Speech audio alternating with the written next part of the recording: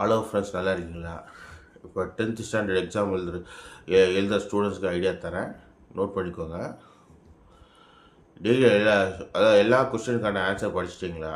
படித்து முடிச்சிட்டிங்கன்னா இன்னிலேருந்து daily 2-4 time revision பண்ணுங்கள், சரியா? காலையில் டைமுக்கு சாப்பிடுங்க, மத்தியானம் டைமுக்கு சாப்பிடுங்க, நைட்டு டைமுக்கு சாப்பிடுங்க. காலையில் டைமுக்கு சாப்பிட்டு முடிச்சிருங்க. காலையில் எத்தனை மணிக்கு எழுந்திரிக்கணும்னா 5 to 5:30 எழுந்திரிச்சாலும் சரி, இல்லை 6 மணிக்கு எழுந்திரிச்சாலும் சரி.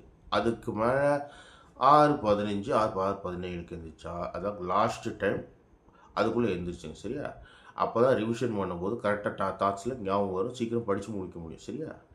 அதுக்கப்புறம் 10th ஸ்டாண்டர்ட் எக்ஸாம் எழுத போகிறதுக்கு முன்னாடி நான் ஒரு சில ஐடியா தரேன், நோட் பண்ணிக்கோங்க.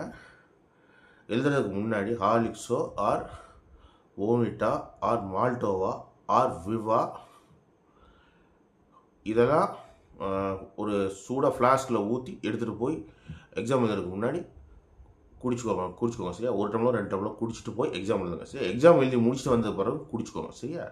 யூஸ் ஆகும். அதுக்கப்புறம் கிளாஸில் போய் எக்ஸாம் எழுத போகிற 1 லிட்டர் தண்ணி பாட்டில் எடுத்துகிட்டு போய் கூட வச்சுக்கோங்க, சரியா? தாக அடித்தா குடிக்கிறதுக்கு யூஸ் ஆகும், சரியா? 10th ஸ்டாண்டர்ட் ஸ்டூடெண்ட்ஸ்க்கு நான் சொல்கிறேன், சரியா? அப்புறம் 500 மார்க்குக்கு எக்ஸாம் எழுதுறீங்கன்னா கம்ப்யூட்டர் குரூப்பு பயாலஜி குரூப்பு எவ்வளோ மார்க் எடுத்துக்கணும்? 350 மார்க் எடுத்துருக்கணும், இல்லாட்டி 360 மார்க் எடுத்துக்கணும். மினிமம் 342 மார்க் எடுத்தால் கம்ப்யூட்டர் ஆர் பயாலஜி குரூப் கிடச்சிடும், சரியா? ஆர்ட்ஸ் குரூப்பு படிக்கணும்னு ஆசைப்பட்றவங்க படிக்கலாம், சரியா? தப்பு கிடையாது, அதெல்லாம் பதட்டப்படக்கூடாது, சரியா? ஆர்ட்ஸ் குரூப் படிக்கணும்னு ஆசைப்படுறவங்க யார் வேணால் படிக்கலாம், அது எத்தனை மார்க் எடுத்திருந்தாலும் சரி, சரியா? ரிசல்ட் வர அன்னைக்கு டிப்ரெஷனே ஆகாதீங்க, சரியா? யார் என்ன சொன்னாலும் டிப்ரெஷன் ஆகாதீங்க, பயப்படாதீங்க, பதட்டப்படாதீங்க, சரியா?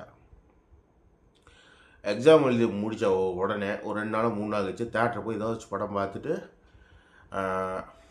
வீட்டில் ஒரு 2-3 நாள் 1 வாரம் படுத்து தூங்கிட்டு அப்புறம் வெளியூர் போய் நல்லா ஊரை சுற்றி நல்லா என்ஜாய் பண்ணுங்கள், சரியா?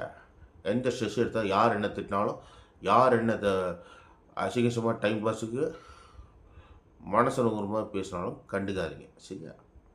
லைஃப் எங்கேயோ இருக்குது, சரியா? Thank you God.